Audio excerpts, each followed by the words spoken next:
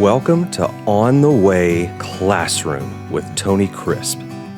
Each weekday, Monday through Friday, Dr. Crisp will teach the Bible from its historical, geographical, linguistic, and cultural context. Tune in daily to start your day right and to deepen your understanding of how to better walk the way and enjoy the journey. Now, here's your host, Dr. Tony Crisp. Welcome to On the Way Classroom. I'm Tony Crisp, and I am so glad that you are with us to continue through the study of the 10 time periods of the Old Testament. We're now going to begin the 8th period, which is a period of new beginning.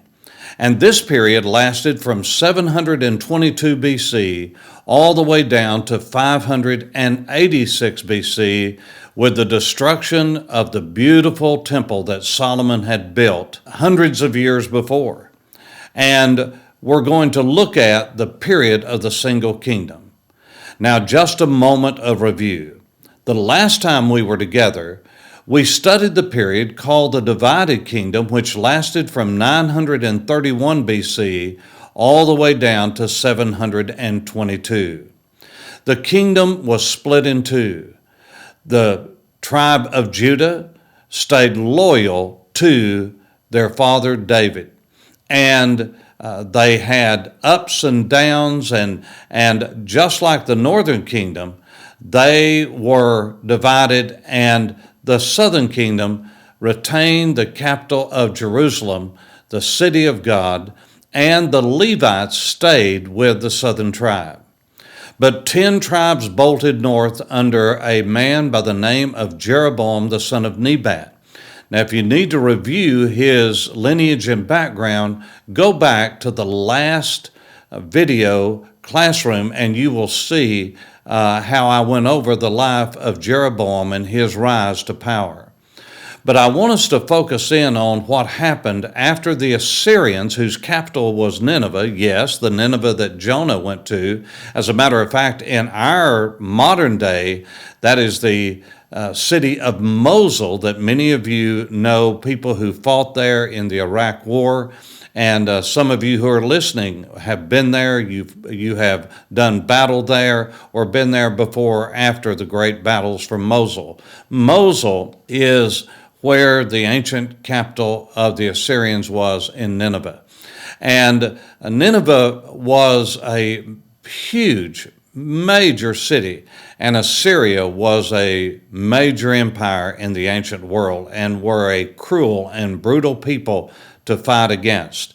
And so we're going to look at just a little bit more about Assyria in just the coming chapters and sessions. But I want you to understand what happened. Judah was left alone as the dominant power and as that power that was known as Israel of the lineage of David and Solomon in the ancient world.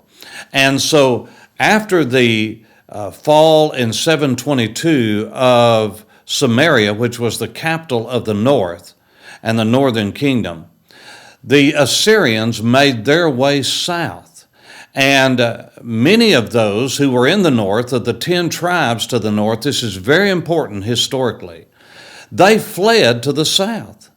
That's right, all of the people were not totally against Judah, and when they saw what was happening in the north, many of those who were in the 10 tribes to the north fled to the south, so much so that the city of Jerusalem expanded larger than it had ever been before.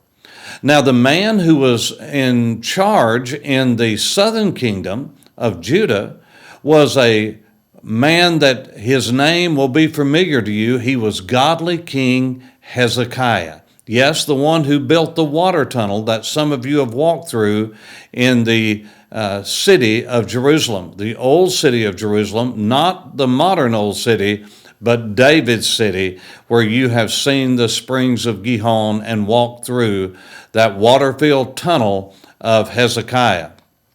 Now, the reason this is important is because the people were coming from the north in such great numbers that Hezekiah built a wall very quickly, not one that was was a refined and chiseled stone, but rather it was called the broad wall in the scriptures.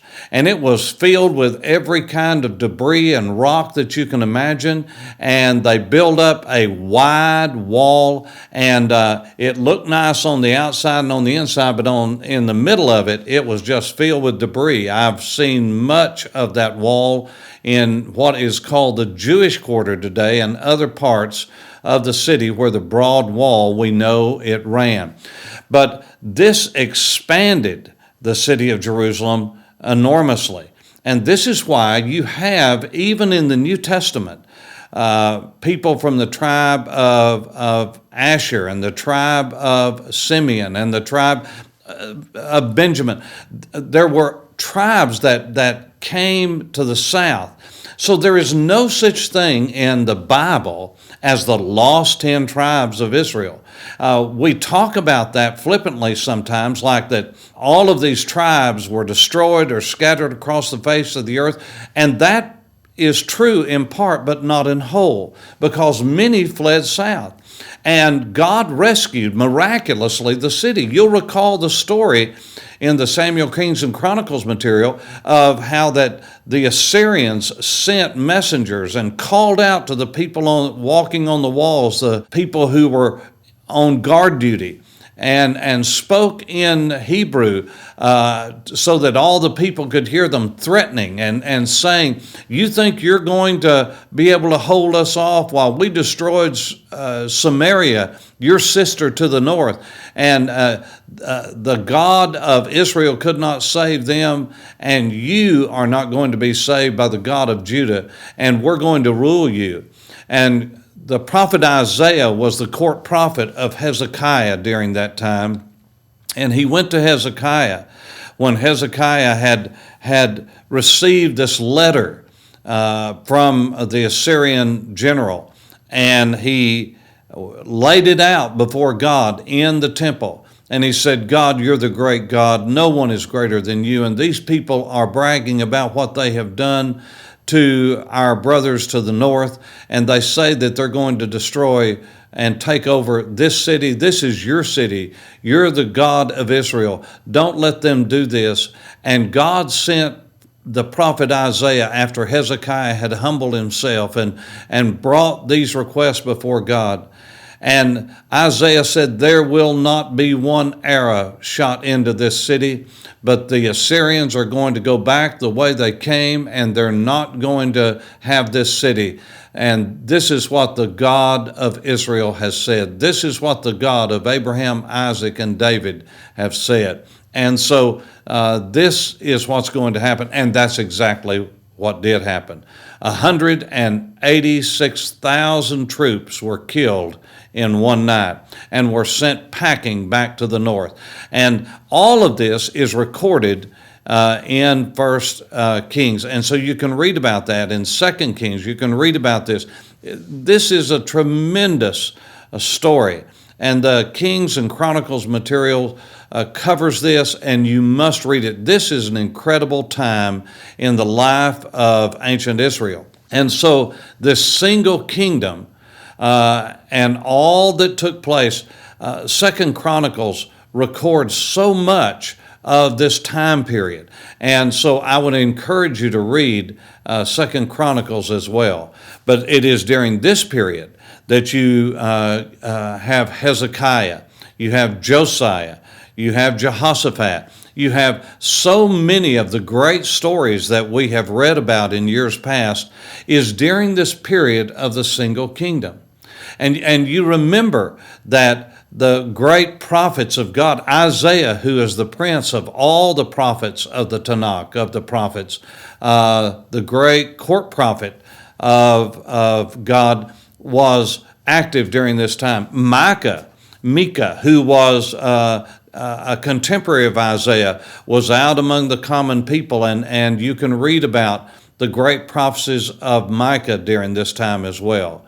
But I want to get us ready for the next time period, because the next time period is filled with so much it's hard to cover in one session. So I want to introduce it to you and kind of give you the context. So there were the great kingdoms of Assyria. You remember Egypt would rise up and it would fall. Egypt would rise up and it would fall.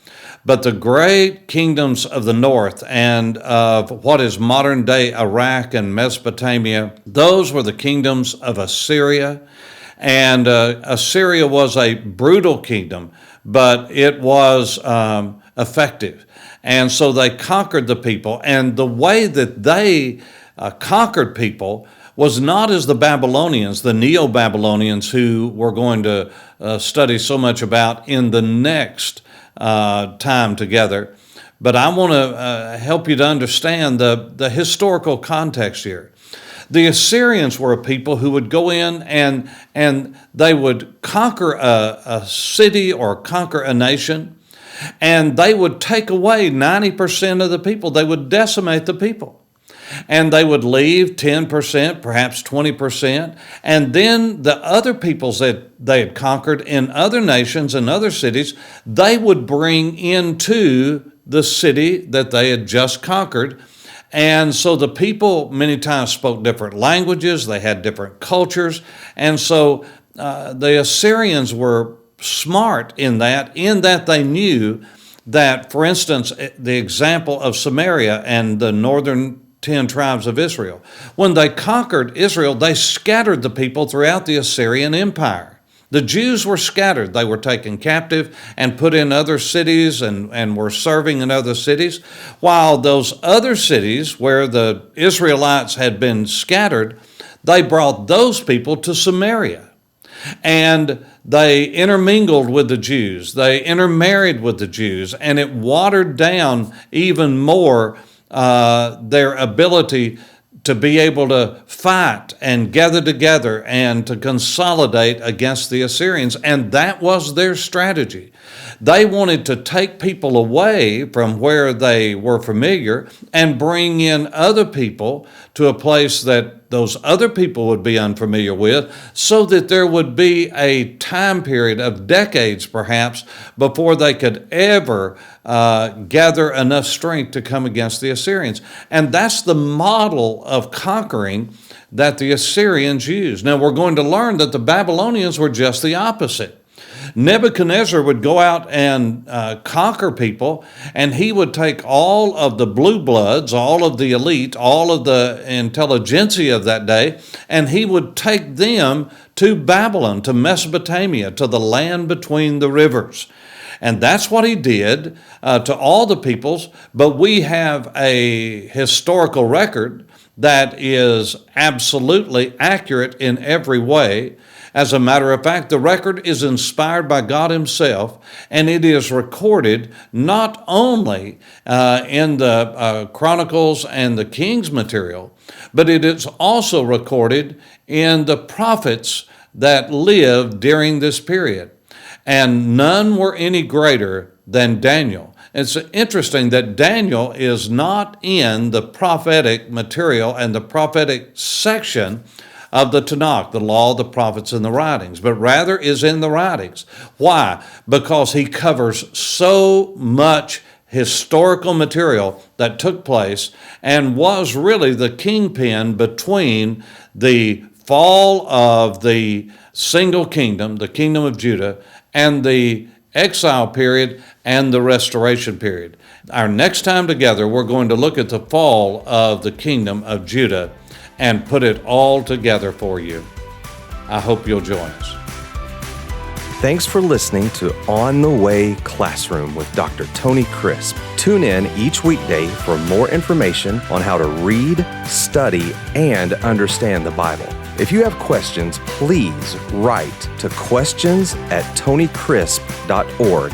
That's questions@tonycrisp.org. questions@tonycrisp.org. Thanks for listening and have a blessed day on the way.